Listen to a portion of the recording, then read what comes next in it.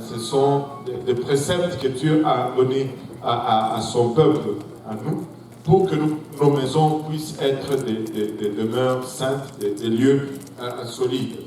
Et aujourd'hui, nous allons entamer notre 5e habitude que nous retrouvons dans le livre d'Exode, chapitre 20, au verset 12, et que nous allons tout simplement intituler « Respecte ton héritage ». Amen.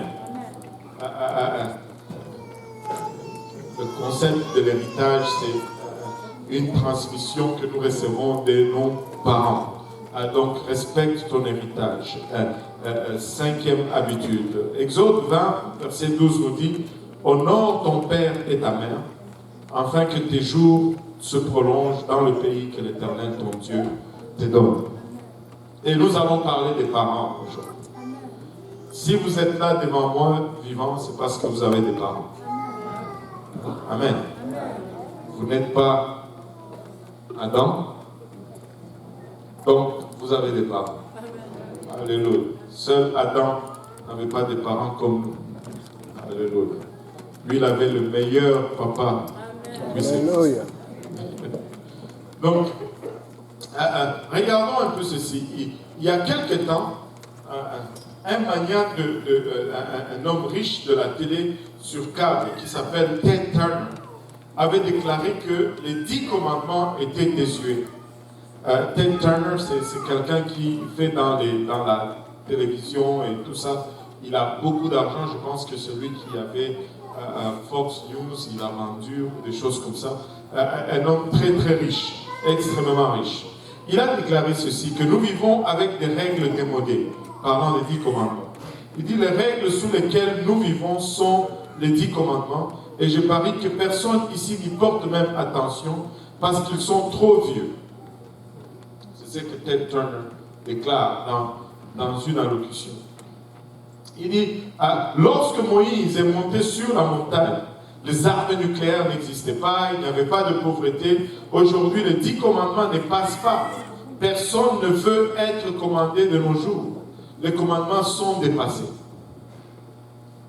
Que quelqu'un dise « Waouh ». Alléluia. Alors que ce monsieur, Ted Turner, dit vrai sur le fait que plus personne ne veut plus être commandé.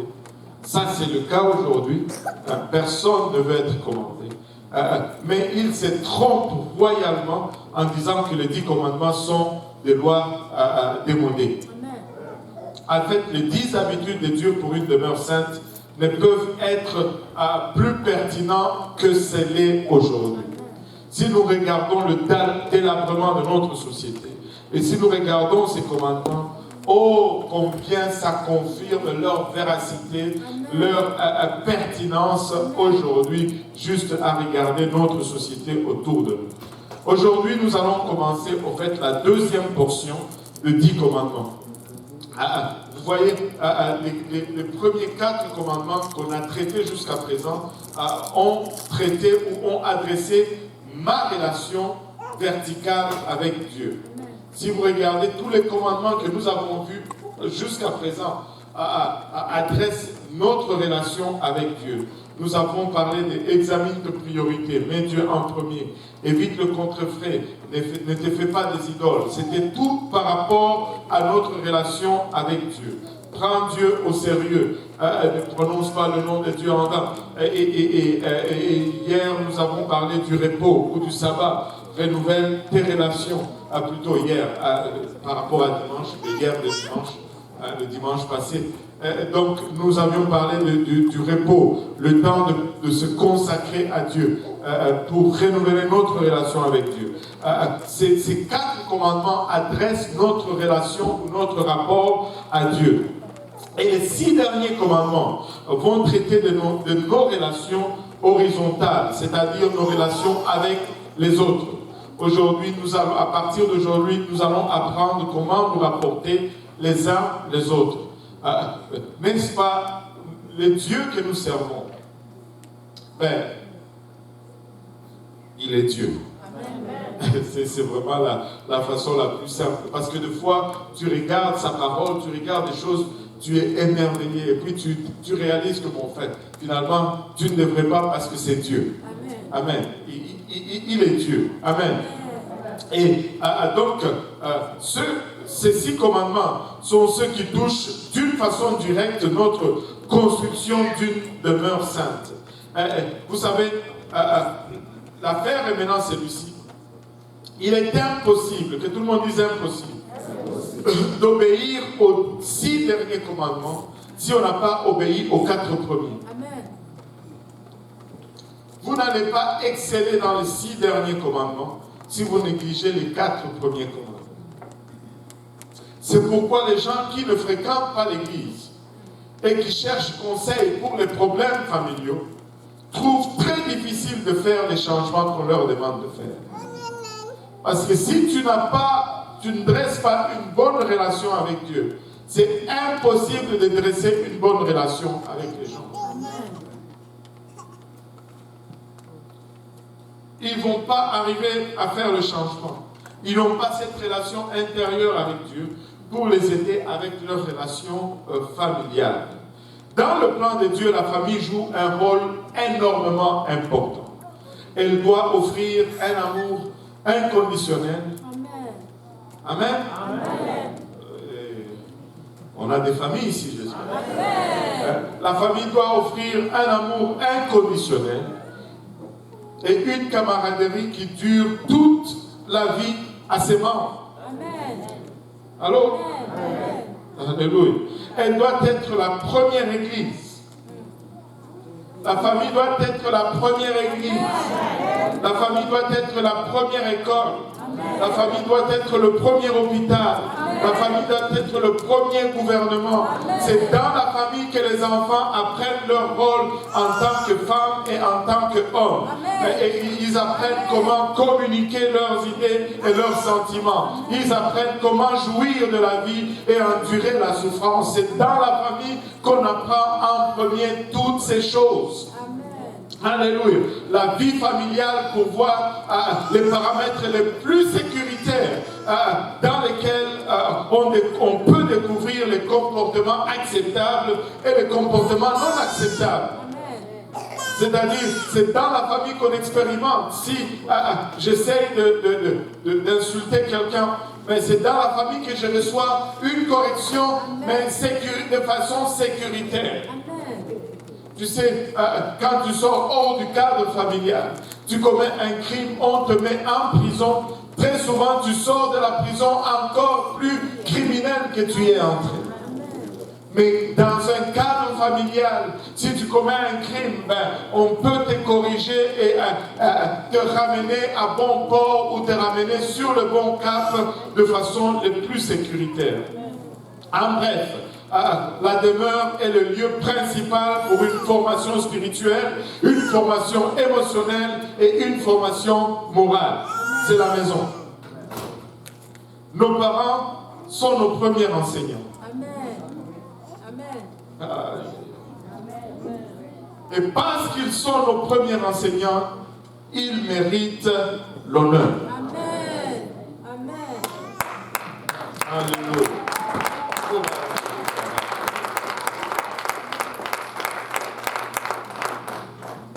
J'aurais aimé avoir tous les jeunes ici aujourd'hui, mais bon, c'est ce que c'est. Nous aussi, nous avons des parents, n'est-ce pas? Alléluia. Avant que nous ne discutons de comment honorer nos parents, nous devons identifier d'abord complètement de qui nous parlons ici. Amen. Parce que des fois, quand tu parles des parents, les gens vont dire, avez-vous remarqué de nos jours aujourd'hui, tu ne peux plus corriger un enfant. J'essaie de le corriger. Tu n'es pas mon père. Oui, justement.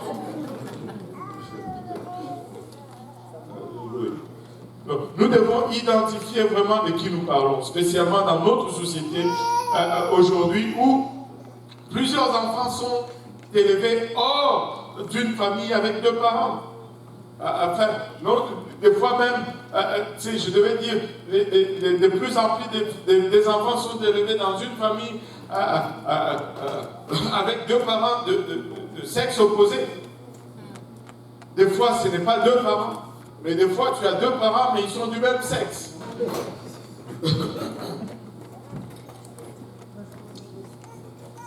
Il est possible pour nous tous, que tout le monde dise pour nous tous, d'honorer nos parents, peu importe leurs conditions. Amen. Peu importe leur comportement. Amen. Ou notre relation avec eux. Peu importe la condition, peu importe la relation que nous avons avec eux, nous pouvons honorer nos parents. Amen. Là où la volonté de Dieu, c'est là où est la volonté de Dieu, et il y aura toujours une voie pour y obéir. Amen. Des fois, c'est difficile de discerner cette voie pour honorer nos parents, mais cette voie est toujours là pour qui la cherche. Amen. Amen. Maintenant, définissons un peu les parents. Les parents peuvent être définis dans trois catégories dans notre vie aujourd'hui. Nous avons les parents biologiques. Ça, c'est les parents qui ont étudié en biologie. Non, ce n'est pas ça. Ce sont nos parents qui nous ont engendrés, c'est-à-dire ton père et ta mère qui t'ont mis au monde.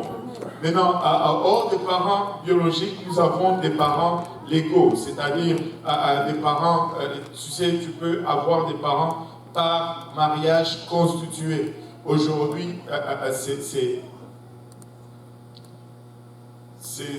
il y a tout. Il y a celui-là qui vient avec les enfants qu'il a eu de son autre mariage, et l'autre qui vient avec les enfants qu'il a eu de son autre mariage, et vous vous retrouvez dans la maison avec des enfants qui n'ont ni le même sang, ni du côté de père, ni du côté... Tu sais, tu te retrouves avec ton frère avec lequel tu ne partages même pas une goutte d'ADN ou de sang. Parce que, ni son père, ni sa mère, ce n'est ni ton père, ni ta mère. Alléluia. Mais c'est ton frère quand même. Amen. Donc c'est par la loi, ça devient des parents. Amen. Amen. Et nous avons aussi des parents adoptifs ou nourriciers. C'est-à-dire, aujourd'hui, par le moyen d'adoption, tu peux avoir un enfant. Certains enfants se demandent des fois, oh, parce que mes parents me disciplinent comme ça, probablement je suis adopté. Non, non. Ce n'est pas parce que tu es adopté que tes parents te disciplinent. Non, mais c'est une option. Pourquoi Dieu a-t-il donné ces commandements alors? Pourquoi Dieu a donné honore ton père et ta mère? Premièrement, parce que le respect commence à la maison. Le respect commence à la maison.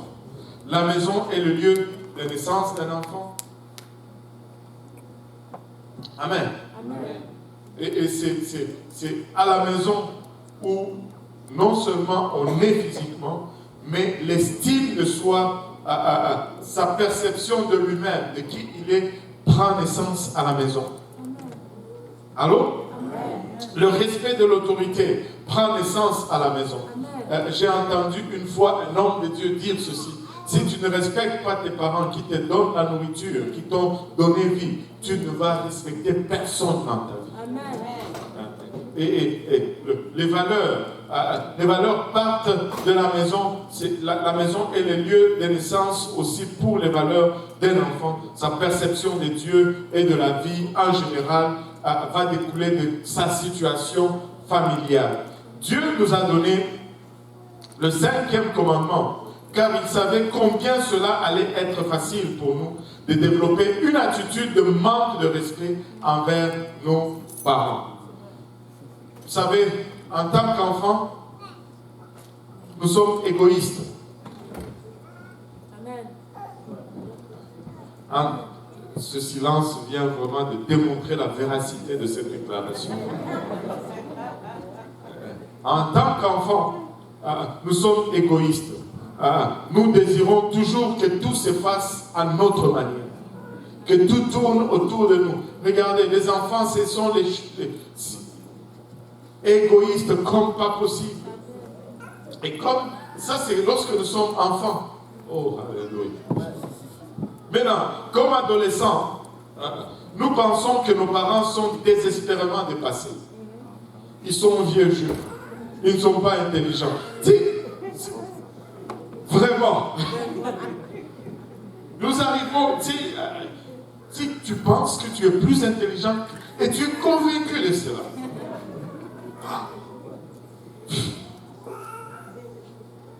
Maintenant, quand nous devenons jeunes adultes, ça change un peu.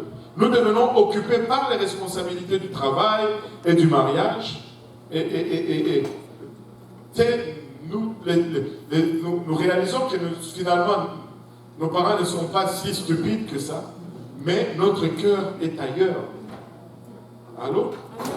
Et lorsque nous devenons adultes, nous regardons maintenant les besoins de nos parents qui vieillissent comme un fardeau épuisant qui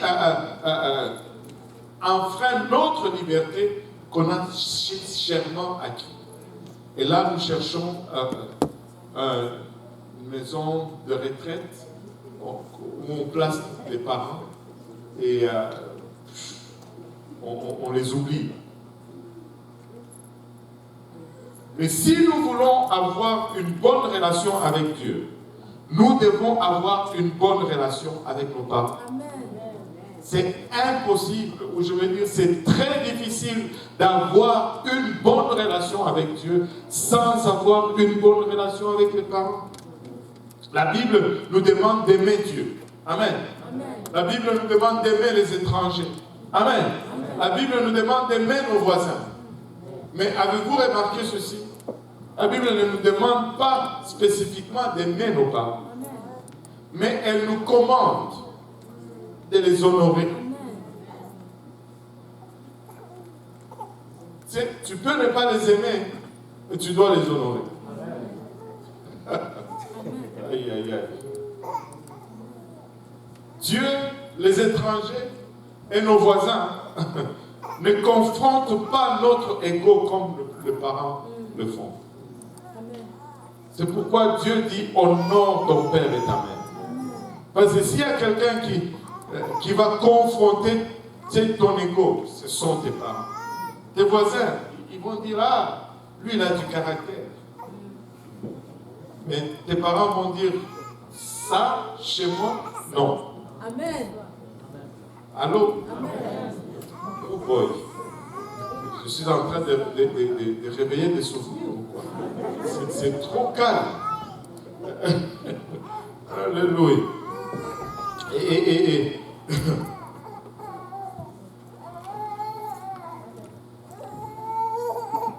tu sais, nos parents vont vraiment confronter notre ego. Avez-vous déjà remarqué ceci? Même si tu as 60 ans, quand tu es devant tes parents, tu es un enfant. Là, non mais attends, papa. Non, tu es un enfant. Je me rappelle de quelqu'un, je ne veux pas citer de nom. Quand sa mère l'a vu, elle dit, viens, tu t'assois sur les jambes. Mais elle-même, elle était déjà maman. Amen.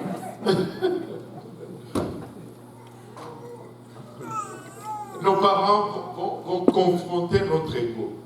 Tu peux être directeur, quoi, mais quand tu rentres tu es l'enfant. Et ça nous remet à notre place. Amen. Il nous est commandé d'honorer nos parents car c'est la meilleure, que tout le monde dise la meilleure. C'est la meilleure façon de comprendre, plutôt de compenser pour la relation de tension entre parents et enfants. Relation dans laquelle l'amour peut de fois prendre un coup dur. Vous savez, parler de ça comme ça, des fois ça peut sembler, mais de quoi tu parles? Mais si on regarde vraiment nos relations avec les parents, des fois ça peut être très tendu. Parce qu'il y a cette confrontation. Oui, nous anticipons que ça va être toujours de l'amour, ouais, mais il y a un moment où ça devient très tendu. Le mot honore en grec, c'est le mot, plutôt pas en grec, mais en hébreu, c'est le mot kauba, ce qui veut dire ajouter du poids. Et ça, on a tiré ça du concept ancien, dans lequel, tu sais, de l'ancien temps, quand plus quelque chose pesait, plus ça avait de la valeur. Alors, la parole de Dieu nous dit, ajoute le poids à tes parents. Donne-leur de la valeur. Amen. Et le 5e commandement nous demande de valoriser nos parents. Et les rabbins juifs enseignaient que les parents doivent être honorés. Pourquoi? Parce qu'ils sont partenaires avec Dieu. Il est l'auteur de la vie, mais ils ont coopéré avec lui pour nous amener ici dans ce monde. Amen. Ils ont été partenaires avec Dieu. N'est-ce pas extraordinaire? N'est-ce pas une façon merveilleuse de regarder cela? Maintenant, deuxièmement, les parents parfaits n'existent pas. C'est pourquoi Dieu nous donne ce commandement. Parce que les parents parfaits, ça n'existe pas. Tu peux chercher, mais tu ne vas pas trouver. Le parent parfait, ça n'existe pas. Même le pasteur Serge que vous voyez ici, il n'est pas parent parfait. Alléluia. Ça n'existe pas. Les parents peuvent tout gâcher après notre naissance. Mais ils demeurent quand même dignes d'honneur comme source de notre vie sur terre. Écoute, peu importe comment ils gâchent, on ne serait pas là sans eux. Il est possible d'honorer des parents indignes. Non seulement parce que Dieu les demande, mais aussi parce que notre bien-être personnel le demande. Allô? Amen. Alléluia. Toute famille ne va pas réussir à pourvoir à l'enfant l'estime de soi, le respect de l'autorité ou toutes ses valeurs. Certaines familles vont totalement échouer dans cette tâche. Mais le 5e commandement demeure vrai et nous devons y obéir même pour ces familles où ces choses ont été manquantes. Alléluia. Nous devons honorer nos parents, même s'ils échouent sévèrement à satisfaire l'intention de Dieu en ce qui concerne leur rôle dans notre vie. Dieu nous demande seulement d'honorer nos parents. Alléluia. Alléluia. Ces commandements, honore ton père et ta mère, ne veut pas dire honore-le seulement lorsque les parents le méritent. Non, il n'est pas question de mérite. C'est-à-dire tout simplement, honore ton père et ta mère. Honore-le seulement lorsque les parents t'honorent en retour. Non, alléluia. Tu dois tout simplement les honorer. Oh non, seulement lorsque tes frères montrent de l'honneur pour tes parents. Non, non, non, ça n'a rien à voir. Toi, tu dois tout simplement honorer tes parents. Honore-le seulement quand ça te convient de le faire. Non, non, non, non. En tout le temps, tu dois les honorer. Mais seul Dieu est le parent parfait. Nous tous, les autres, nous avons des défauts. Nous avons tous des faiblesses. Nous sommes inconsistants. Même les meilleurs parents, ils ont commis des erreurs. Et ils ont déjà péché. C'est comme, je me rappelle de ce jeune homme qui, pour lui, sa grand-mère était une sainte. Alors, pour les taquiner, ses amis lui disaient, ouais, tu penses que ta grand-mère était sainte, mais laisse-moi te dire, elle n'était pas si sainte que tu le crois, parce que elle a eu ta mère. Et là, il s'est fâché. Il s'est fâché. Même si les parents sont parfaits, ils peuvent commettre des péchés parce qu'ils sont juste des humains.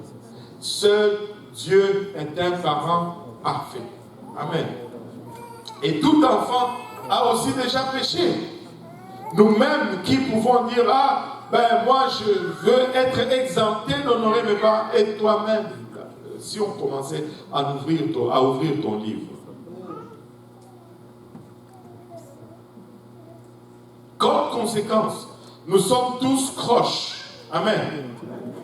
Une chose que tu découvres en prodiguant des conseils, c'est que les gens qui refusent conseil sont souvent ceux-là qui causent problème à ceux qui demandent conseil. Nous avons tous de problèmes. Je n'ai jamais eu un cas où toute la faute était à une personne.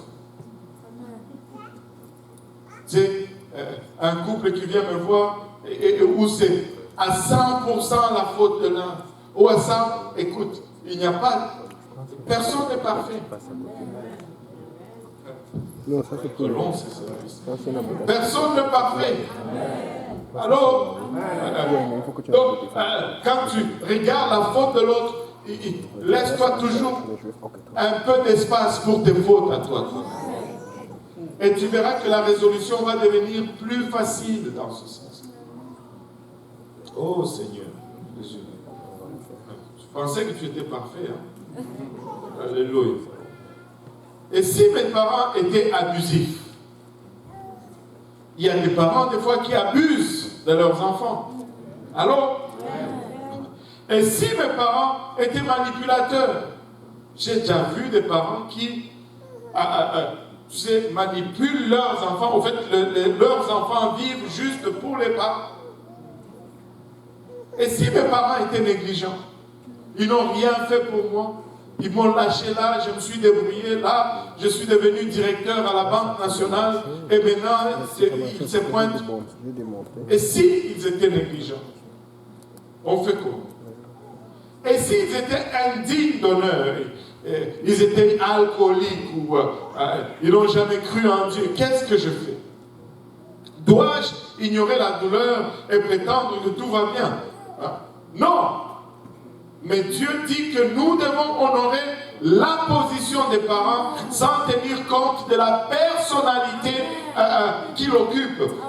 Peu importe qui ils sont, nous pouvons trouver une façon de les honorer parce que nous n'honorons pas la personnalité, mais nous honorons l'office ou la position. Vous savez, je pense que cette notion est tellement perdue dans notre société aujourd'hui, et d'où nous voyons rébellion et toutes ces choses. Nous n'honorons pas les gens parce que ils ont la personnalité. Non, nous honorons leur position. Nous honorons leur position. On nous avait envoyé un message texte qui m'avait vraiment fait tout un enseignement sur la position. C'était un homme qui était général, si je me rappelle bien. Il était général. Et quand il était général, quand il arrivait, il allait voyager pour une réunion, on lui servait le café, on lui amenait toujours une tasse en porcelaine. Quelqu'un portait ses bagages. Après un moment, il a pris sa retraite. Il s'est rendu compte qu'il a commencé à voyager et qu'il devait porter sa valise lui-même. Et que quand il avait besoin du café, on lui donnait maintenant une tasse en styrofoam et toutes ces choses. Et il a réalisé que tous ces honneurs qu'il avait étaient dus à la position et non à la personne. Et juste même le fait de réaliser cela nous permet de rester humbles, alors que Dieu nous élève dans une position quelconque. Mais nous devons continuellement honorer la position, peu importe la personnalité qu'il occupe. Amen. Alléluia. Oh Seigneur, aide-nous Seigneur. Alléluia. Troisièmement, pourquoi Dieu a donné ce commandement, c'est que ma relation avec mes parents affecte toutes mes autres relations. Ta relation avec tes parents va affecter toutes tes autres relations. Ta relation avec tes parents est le facteur majeur de ta formation dans ta vie. Ton style de relation avec les autres est bâti lorsque tu vis chez toi. Comment tu vas te rapporter avec les uns et les autres, ça va toujours être basé sur comment tu vivais à la maison. J'ai vu des jeunes filles très, très belles et très prometteurs avoir peur du mariage parce qu'ils ont vécu le mariage de leurs parents qui était un désastre. Et ils basent maintenant leur relation sur les mariages passés. J'ai vu des gens être abusifs, des gens, et si tu ne fais pas attention, tu vas reproduire ce que tes parents ont fait. Alléluia. C'est pourquoi nous devons les honorer. Nous devons les honorer. Même aujourd'hui, que tu es adulte et que tu agis des fois d'une façon que tu ne comprends pas. Des fois, tu vas faire quelque chose que tu ne comprends pas. Laisse-moi te dire, tu peux comprendre et que tu ne peux pas comprendre ton comportement. Très souvent, c'est parce que tu n'es qu'en train de réagir envers tes parents. Tu gardes des blessures, quelqu'un te sourit sur le métro, tu regardes ailleurs. Tu sais, laissez-moi vous dire, nous ne pouvons donner que ce que nous recevons. Nous ne pouvons donner que ce que nous recevons. Et la seule façon de se débarrasser de certains fardeaux négatifs, c'est premièrement de ne pas en vouloir à tes parents, de les pardonner. La Bible nous dit pardonnez-nous nos offenses comme nous pardonnons aussi à ceux qui nous offensent. Et de les honorer. Et tu verras que ça va changer ton comportement. Ça va t'affecter. Ça va changer. Plusieurs mariages ont été ruinés car l'époux ou l'épouse n'a jamais résolu une relation avec un de ses parents. Et il s'en décharge sur l'autre partenaire, l'époux ou l'épouse, ou sur les enfants. Et tu vois, des fois, certains vont dire dans le ménage, quand souvent ça commence à se quereller, tu es exactement comme ma mère. Là, tu sais qu'il a un problème avec sa mère qu'il n'a pas résolu. Donc, tu es exactement comme mon père. Tu sais qu'elle a un problème avec son père qu'elle n'a pas résolu. Oh Seigneur Jésus, aide-nous. Le sondage montre que ceux qui ont une bonne relation avec leurs parents ont énormément moins de stress dans leur vie. Et ça, c'est vrai.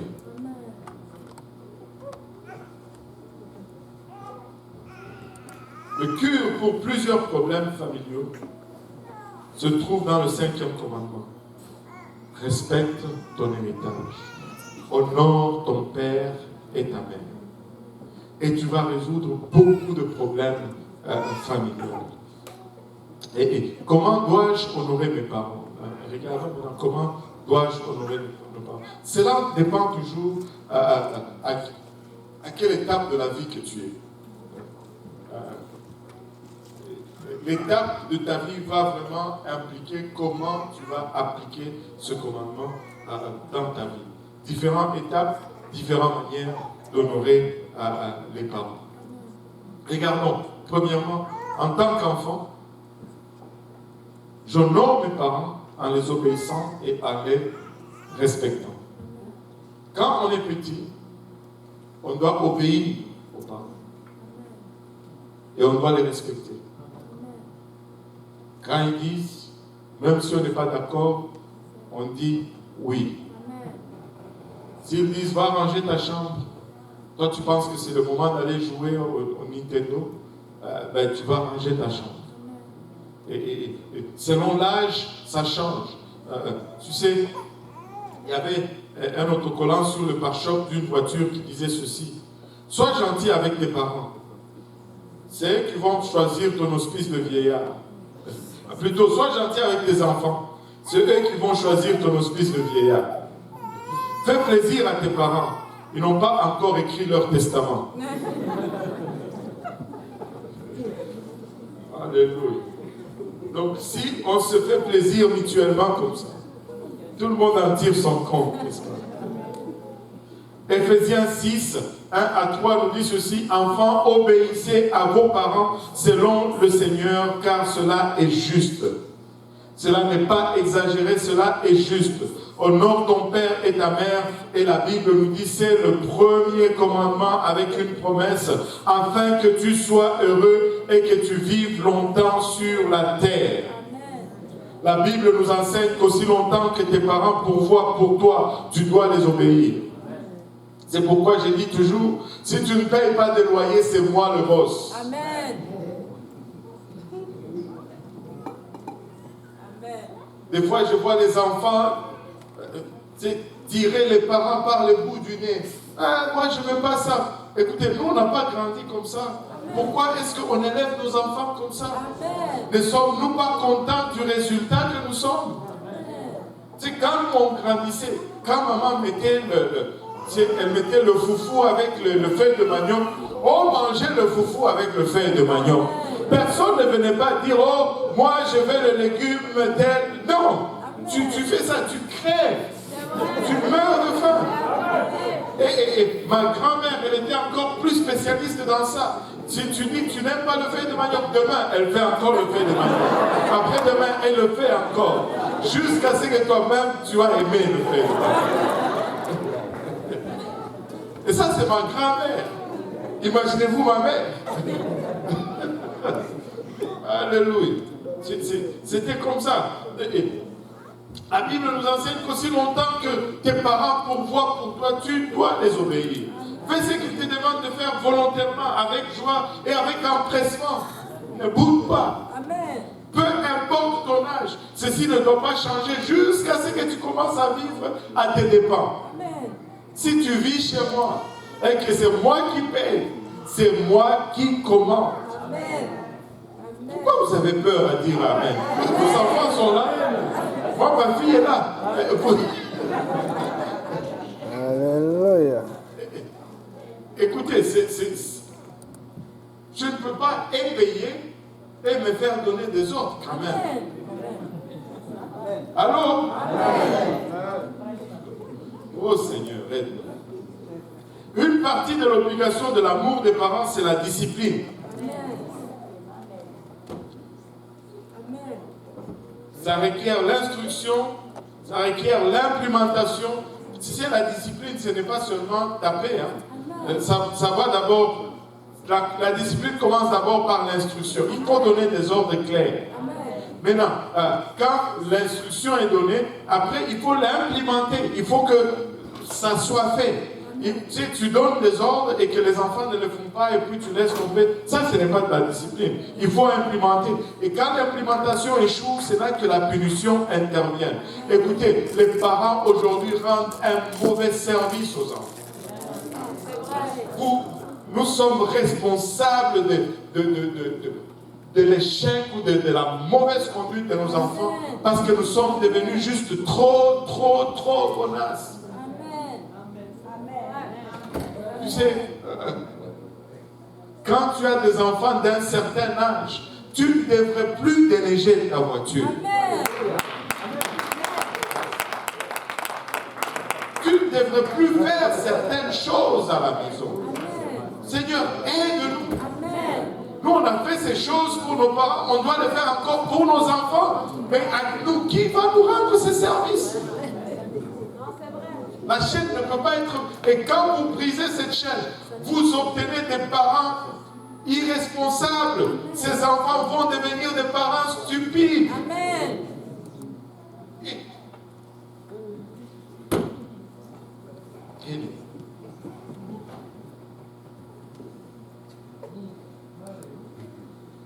Même lorsque les enfants n'aiment pas la discipline de leurs parents, ils doivent néanmoins obéir. Tu ne peux pas élever les enfants juste avec l'amour. Ça prend l'amour et la discipline. En fait, si tu ne disciplines pas, ton amour est totalement défaillant. Totalement défaillant. Je ne dis pas qu'il faut maltraiter les enfants, mais non. Mais à un certain âge, je m'attends que les enfants fassent certaines choses dans la maison. Alléluia. Regardez Proverbe 13, 24, celui qui ménage sa verge est son fils, mais celui qui l'aime cherche à le corriger.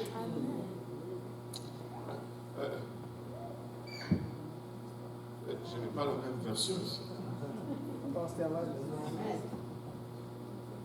Peut-être que j'ai mal fait copier-coller là. Proverbe 19, 18 nous dit, châtie ton fils car il y a encore de l'espérance, mais ne désire point le faire mourir. Amen. Allô? Amen. Proverbe 15, 5 nous dit, l'insensé dédaigne l'instruction de son père. Mais celui qui a égard à la réprimande agit avec prudence. La folie est attachée au cœur de l'enfant, mais la verge de la correction l'éloignera de lui. Tu sais, nous voyons plus des enfants qui agissent follement parce qu'on n'aime pas la verge. Amen. Mais quand tu utilises la verge, cette folie la va quitter.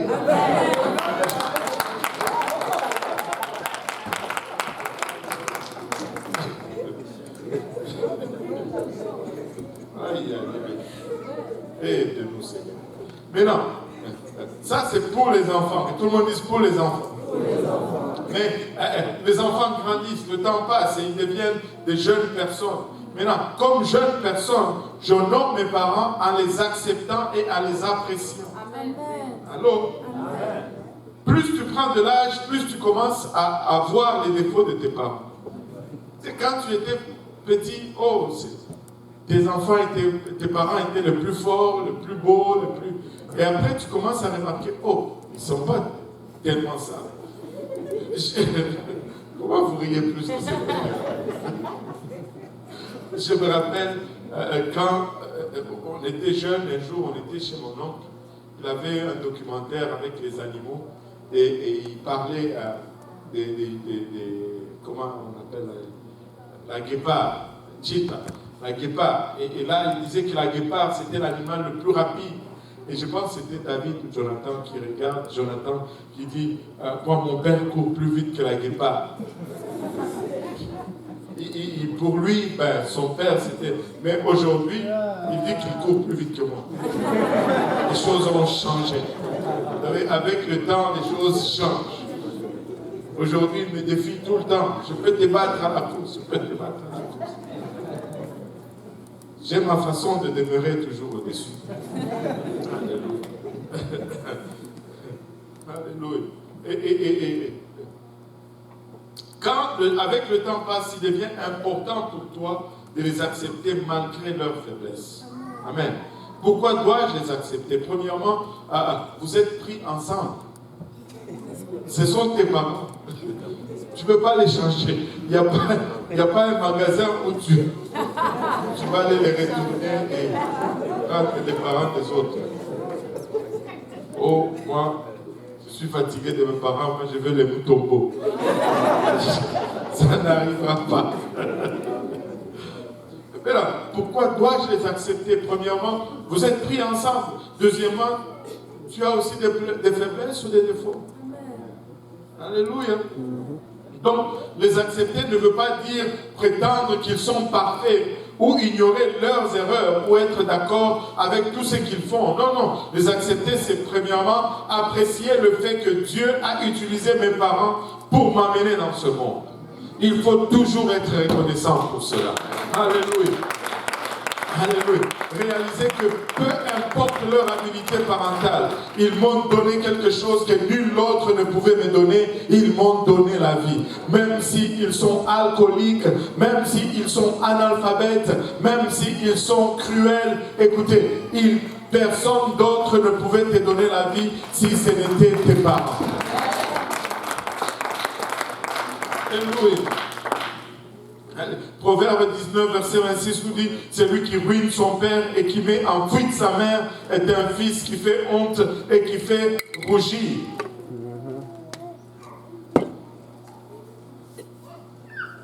Deuxièmement, écoutez ce que mes parents ont à dire. Je dois les écouter. Ne jamais mépriser leurs conseils, même si je suis rendu à l'âge où je n'y suis plus lié. Ne pas être d'accord sans être désagréable. Tu sais, vous pouvez ne pas prendre un conseil, mais vous n'avez pas besoin d'être désagréable, ni à avoir du mépris pour les parents. Tu sais, il arrive à une place où tu n'es plus lié au conseil des parents. Tu es libre. Mais cela ne veut pas dire que tu n'écoutes plus tes parents. Parce que tu serais surpris de combien de sagesse ils peuvent être induits. Écoutez, Proverbe 23, 32 nous dit, écoute ton père, lui qui t'a engendré, et ne méprise pas ta mère quand elle est devenue vieille.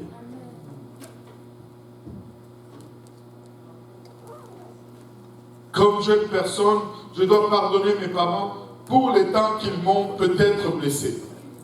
Amen. Je dois pardonner mes parents pour les temps qu'ils m'ont peut-être blessé. Nous devons savoir que c'est un fait de la vie. Amen. Nous blessons souvent ceux que nous aimons le plus. Et c'est là aussi bien intentionnellement que non intentionnellement. Proverbe 20 nous dit, si quelqu'un maudit son père et sa mère, sa lampe s'éteindra au milieu des ténèbres. S'il y a un verset que les jeunes devaient écrire, c'est celui-ci. Aujourd'hui, honorer les parents n'est pas aussi populaire que d'aller se coucher sur un canapé et de les blâmer pour tous nos problèmes. On va chez les psychologues, je suis comme ça, c'est parce que mon père m'a fait ci, m'a fait ça. Et des fois, tu sais, on m'a parlé d'un jeune homme qui est maintenant presque dans la trentaine, qui a perdu sa mère alors qu'il avait 3 ans. C'est un événement triste. Mais aujourd'hui, sa vie ne va nulle part. Mais c'est toujours la faute de sa mère qui est morte à 3 ans. Alors que sa sœur, à lui, réussit, persévère dans la vie. Écoute, tu ne peux pas perpétuellement blâmer tes parents, même pour ce qu'ils n'ont pas fait. Il y a des moments où tu arrives et tu prends ta vie en main et que tu avances, tu fais ce qui doit être fait, n'est-ce pas? Alléluia. Mais l'amertume l'amertume va t'auto-détruire. Tu sais, l'amertume va te blesser plus qu'elle ne blesse la personne qui t'a rendu amer. L'amertume va te faire plus de tort que la personne qui est la source de cette amertume. C'est pourquoi il n'y a qu'une seule chose à faire avec l'amertume, c'est de s'en débarrasser. C'est de s'en débarrasser. Si tu n'arrives pas, prie, parle-en, développe des stratégies, mais il faut que tu te débarrasses de l'amertume. Parce que ça va te ronger plus que ça ne va ronger personne d'autre.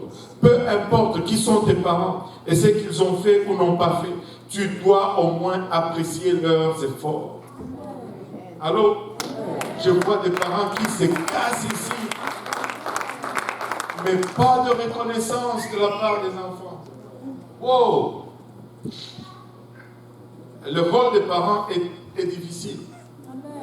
Je ne connais pas quelqu'un qui a eu un manuel pour être parent. C'est difficile.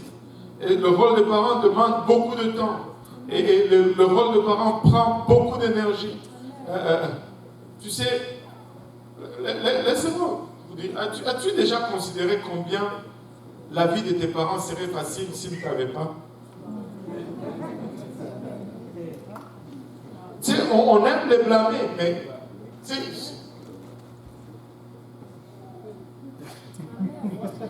je ne pense pas que ça serait facile pour eux si tu n'étais pas là.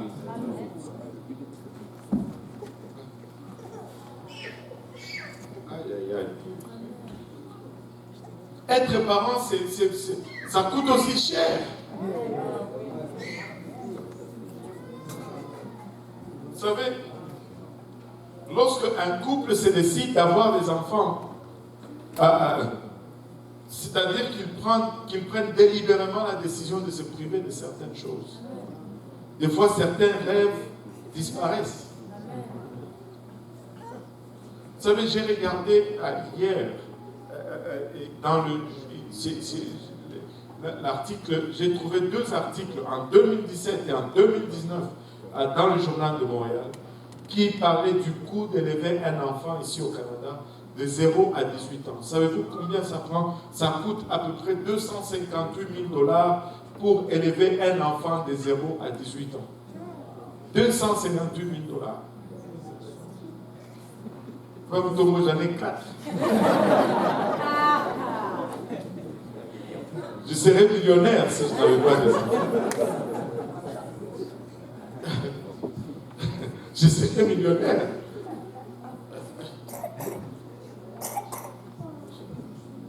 Ah oui? Oui, Serge. Tu serais multimillionnaire.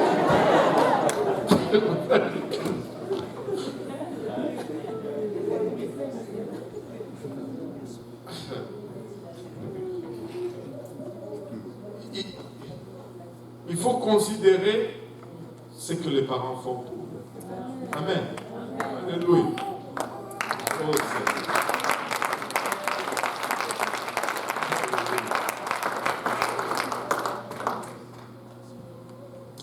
vous savez, un père qui se faisait prendre en photo pour le magazine ou le bulletin de l'église. On venait pour le prendre en photo. Il dit, attendez. Il faut que ça ait l'air réel. Amen. Là, il amène ses enfants, il les met à côté, il dit, ok, mettez vos mains dans mes poches. Ça va être plus naturel. Ça va refléter la réalité. Tu sais, il y a 4 étapes pour un homme dans la vie. Première étape, il croit au Père Noël. Amen. Deuxième étape, il ne croit pas au Père Noël. Troisième étape, il est le Père Noël. Alléluia. Et quatrième étape, il ressemble au Père Noël. Et nous passons tous à travers ces étapes. Proverbe 23, verset 22 nous dit, ne méprise pas ta mère quand elle est devenue vieille. Amen. Maintenant, comme adulte, comment est-ce que je honore mes parents comme adultes? Je honore mes parents comme adultes en les supportant et non en les abandonnant. Allô? Amen. Alléluia. Pour plusieurs parents, plus ils vieillissent, moins de respect ils obtiennent. Tous leurs amis meurent. Ils ne sont plus désirés sur le marché du travail à cause de leur habilité qui manque. Leurs enfants qui ont grandi sont occupés avec leur famille. Et ils mènent maintenant une vie de solitude. Vos parents ont un besoin désespéré de savoir qu'ils ont apporté quelque chose ou qu'ils ont contribué positivement à votre vie. Ils ont besoin d'affirmation. Et Dieu dit qu'il veut que vous les affirmez. Nous devons affirmer nos parents pour le reste de notre vie. Toutes les fleurs du monde aux funérailles ne leur feront aucun bien. Mieux vaut juste un petit bouquet pendant qu'ils sont en vie que tous les gerbes et les paquets de fleurs lors de leur funérailles. Affirmez vos parents. Affirmez vos parents. Parlez-leur. Appelez-les. Dites-leur, vous avez fait du bien. J'étais béni de t'avoir comme parent. Proverbe 3, verset 27 nous dit, ne refuse pas un bienfait à celui qui est à toi quand tu as le pouvoir de l'accorder. Comment est-ce que je vais affirmer mes parents? D'abord en restant en contact avec eux. Je sais que la vie est compliquée, la vie est très occupée, mais il faut rester en contact avec ses parents.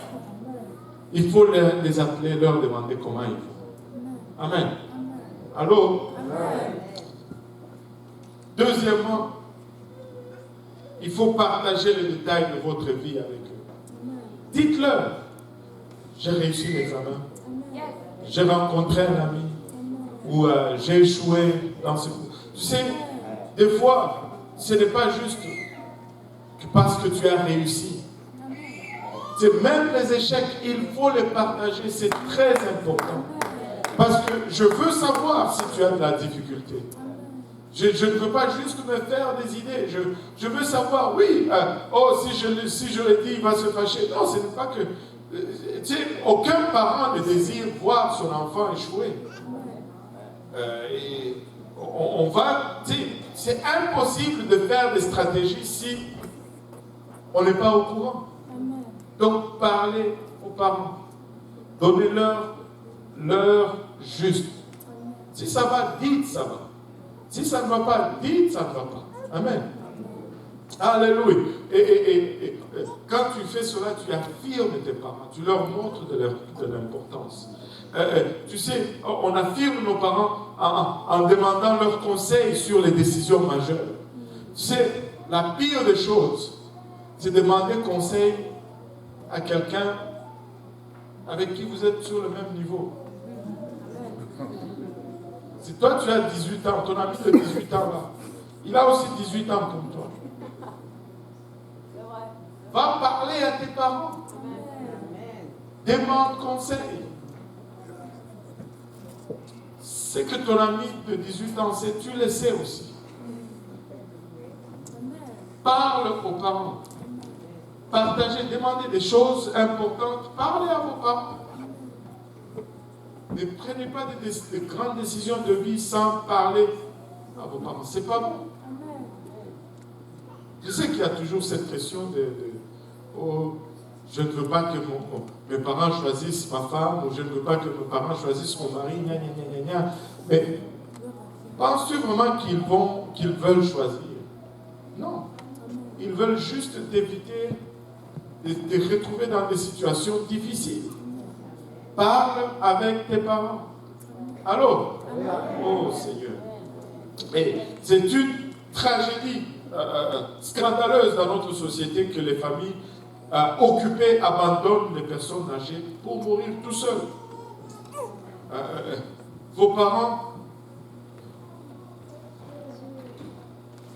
ils se sont souciés pour vous quand vous étiez dépendants. Mais non. Et c'est là aussi, s'occuper d'eux à l'autre fin du cycle de la vie, c'est notre responsabilité.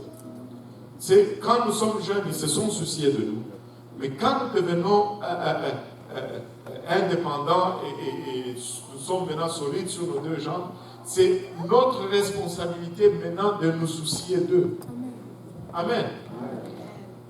Maintenant, regardez, 1 Timothée 5, 8 nous dit, si quelqu'un n'a pas soin des siens, et principalement de ceux de sa famille, il a renié la foi et il est pire qu'un infidèle.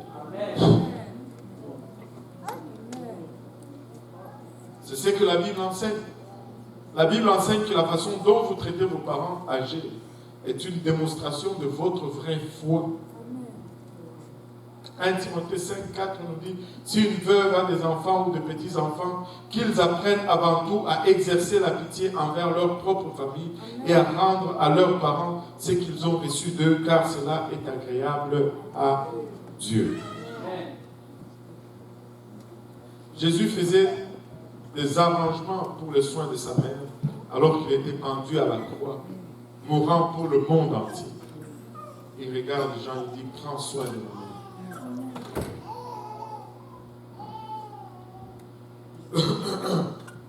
Maintenant, un mot pour le parent. Alléluia. Combien sont déjà parents ici? Juste un mot pour le parent. Ephésiens 6, 4. Et vous, pères, ça inclut aussi mère. Allô? N'irritez pas vos enfants. Allô? Mais élevez-les en les corrigeant et en les instruisant selon le Seigneur. Les parents, si vous voulez être honorés, vous devez être honorables. Allô? Ne rendez pas vos enfants fous en étant déraisonnables. N'essayez pas d'en faire un autre vous-même. Amen. Et tous les parents veulent que leurs enfants deviennent comme eux. Arrêtez. Un vous, c'est assez. On n'en a pas besoin d'un autre vous.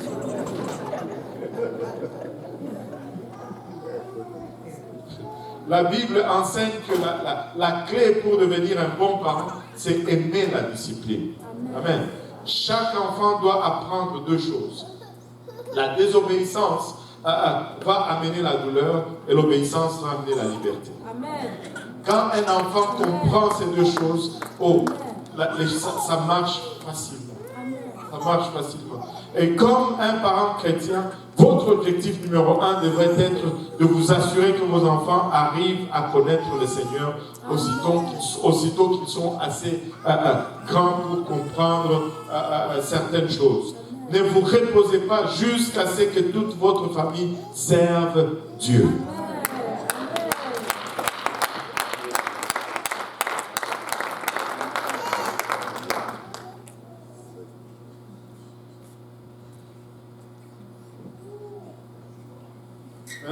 Un petit mot pour toi.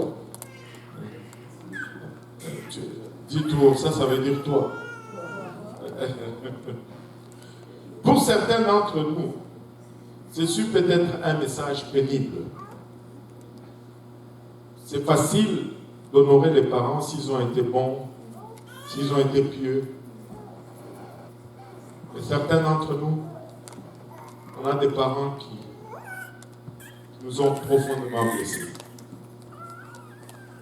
Et dans certains cas, les parents ont dévasté nos vies. La Bible dit qu'il y a 7 jugements pour l'abus ou la négligence des enfants. Regardez Matthieu 18, verset 6. Mais si quelqu'un scandalisait un de ces petits qui croient en moi, il vaudrait mieux pour lui qu'on suspendît à son cou une meule de moulin et qu'on le jetât au fond de la mer. Maintenant, comment puis-je honorer un parent qui était un déshonneur pour moi?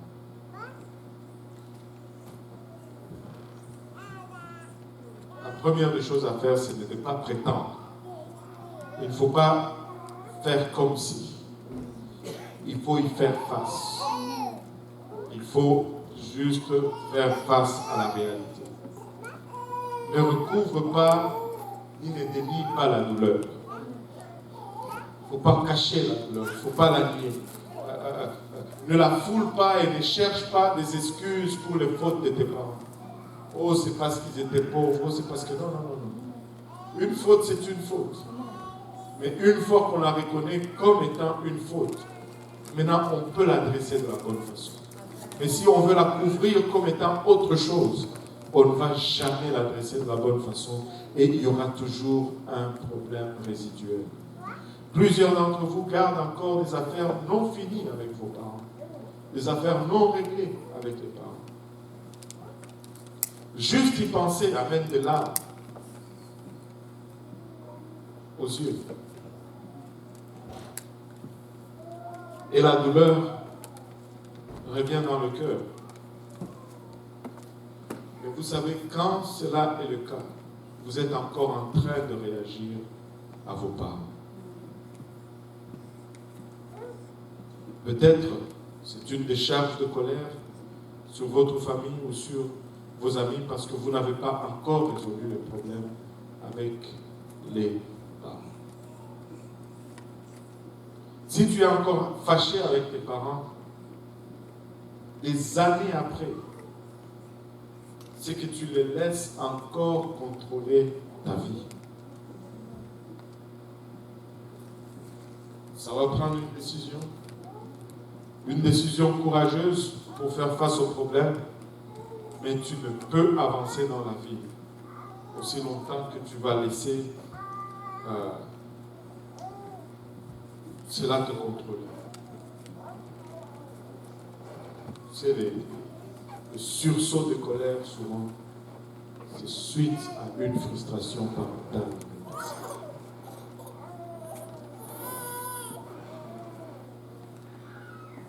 il faut finir une fois pour toutes avec cela. Il faut corriger le mal maintenant, alors qu'il y a encore temps. Si tes parents sont encore en vie, la réconciliation est toujours possible. Mais si tu ne peux parler à tes parents à cause de décès, ou de la dépendance de l'alcool, ou à la drogue, ou aux problèmes mentaux, etc.,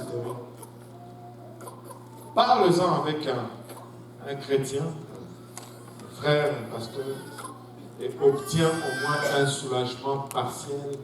Mais il faut arrêter le cycle, parce que sinon ça va juste se répercuter dans les enfants, dans les enfants, dans les enfants. Mais nous qui entrons en Christ, un des privilèges que nous avons, c'est de rompre le cycle. Amen.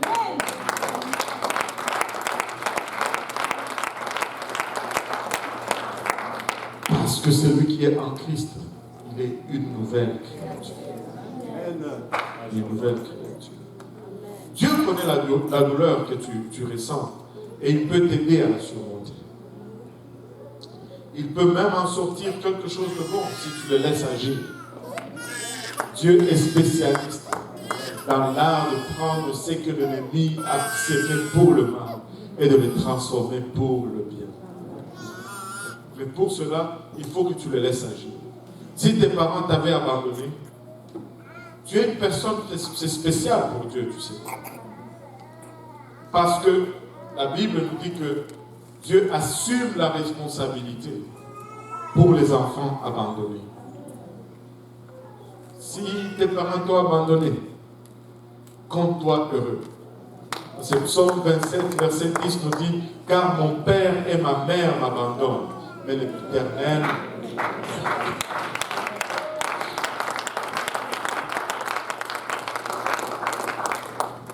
L'Église est une famille qui durera plus longtemps que ta famille physique. En termes d'éternité, elle est de loin plus importante. Si tu as des blessures à cause de la façon dont tu as grandi, implique-toi dans la famille ici, à l'Église Pentecôtiste Unie de Saint-Laurent, et trouve guérison pour tes blessures. Tu peux faire partie d'une famille qui est stable, qui est sécure, qui est aimante, qui n'est pas parfaite, qui a ses problèmes, mais elle est sécure. Elle est sécure. Moi, j'y ai trouvé refuge dans cette famille.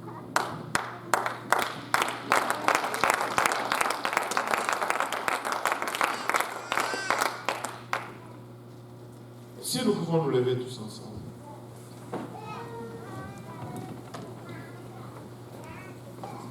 Il y a quelqu'un qui a écrit ces quelques lignes. Je veux juste les lire avec vous et puis après on va prendre un peu de temps pour prier. Ça s'intitule Le dessein de Dieu. Ça dit, tu es qui tu es pour une raison. Tu fais partir d'un plan complexe. Tu es précieux, une conception unique et parfaite. Appelé femme et homme spécial de Dieu. Tu es comme tu es pour une raison. Notre Dieu ne commet pas d'erreur. Il t'a tissé dans le sein de ta mère. Tu es exactement celui qu'il voulait faire. Les parents que tu as sont ceux qu'il a choisis. Peu importe comment tu te ressens, tu es conçu uniquement avec ses plans en vue. Ta vie porte le sceau du Maître. Les traumatismes que tu as endurés n'ont pas été faciles. Dieu pleure que ça te fasse tant de douleur. Mais cela a été permis afin de former ton cœur. Aussi, tu peux grandir en sa ressemblance. Tu es ce que tu es pour une raison. Tu as été formé par le bâton du Maître. Tu es qui tu es, bien-aimé, parce qu'il y a un Dieu. Tu es celui qui tu es, parce qu'il y a un Dieu. Regardez.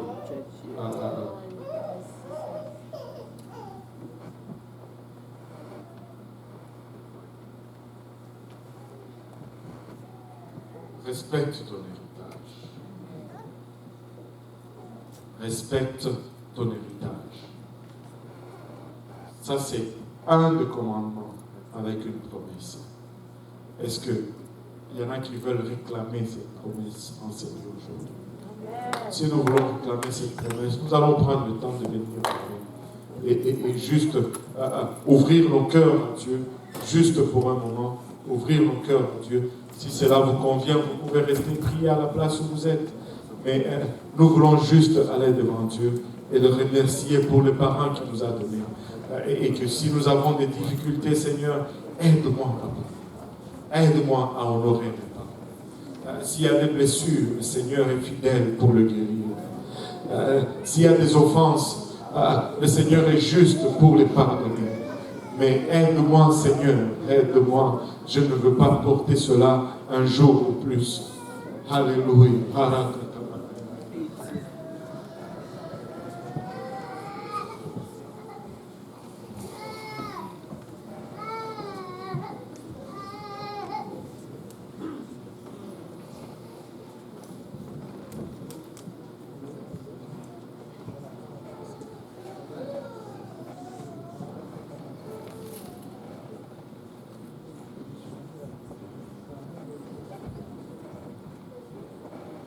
Alléluia, Seigneur, alléluia. Pouvons-nous élever nos voix vers le Seigneur pour un moment et lui parler, juste lui ouvrir notre cœur.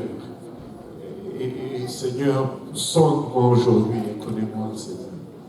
Rencontre-moi au lieu de mes besoins, je prie, Papa. Et la bachate, alléluia. S'il y a, Papa, source d'inconfort, source de conflit, Papa, enlève cela de moi, Seigneur. Je désire honorer mes parents, Papa. Je désire respecter mon héritage, Père. Permets, ô Éternel, alléluia, que je puisse, Papa, arriver à cette place, ô Éternel, où, Seigneur Jésus-Christ, librement, je peux honorer mes parents, Seigneur. Papa, s'il y a eu des conflits, Seigneur, pardonne-moi, pardonne-nous tous ensemble. Mais permets-nous, Seigneur, d'élever et d'ôter toute entrave, Seigneur, et de nous approcher de toi avec assurance aujourd'hui. Merci, Seigneur Jésus. Merci, Seigneur Jésus. Merci, Seigneur. Ora kutamana hutara hulukusa. Iromoyo hitara kiriya hitara hulukusa. Torima hitara hulukusa tara hulukusa. Alléluia, Seigneur. Alléluia, Jésus. Alléluia, Papa. Alléluia, Seigneur. Merci, Seigneur. Papa, je te remercie pour mes parents. Je te remercie, Seigneur, pour le don de la vie, Seigneur. Je te remercie pour l'opportunité de qui je suis, Seigneur, qui nous sommes, mon Éternel. Étends ta main sur nous maintenant, Papa, et rencontre-nous, Seigneur, au lieu de nos besoins. Toi qui sondes les cœurs et les reins, Papa. Sonde, ô Éternel, et Papa, soulage-nous, Papa, de toute emprise de l'ennemi, Seigneur. Soulage-nous, Seigneur, Papa, de toute offense, de toute amertume, Père.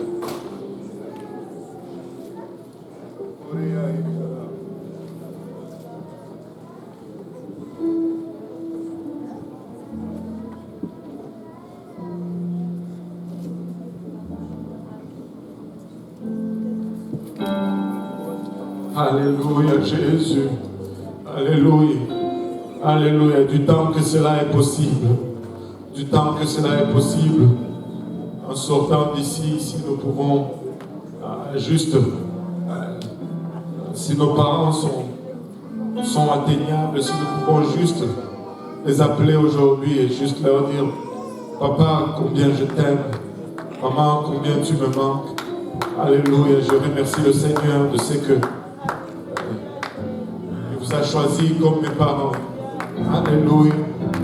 Et ça n'est peut-être pas parfait, mais avec l'aide du Seigneur, nous allons apprendre de nos épreuves, nous allons apprendre de nos difficultés, et nous allons être à mesure de lui donner le meilleur de nous-mêmes. Je sais que c'est difficile, de fois nous avons eu à des parents irresponsables, mais le Seigneur nous demande de les honorer aujourd'hui, de leur donner honneur aujourd'hui. Alléluia, Seigneur. Alléluia, Jésus. Alléluia, Seigneur. Pouvons-nous battre nos mains pour le Seigneur. Pouvons-nous pousser un cri de joie vers son trône. Le remercier pour nos parents aujourd'hui, qui n'ont peut-être pas été parfaits, mais ils nous ont donné la vie. Alléluia. Nous sommes là grâce à eux aujourd'hui. Alléluia, alléluia, alléluia. Remercions le Seigneur pour un moment. Il a bâché.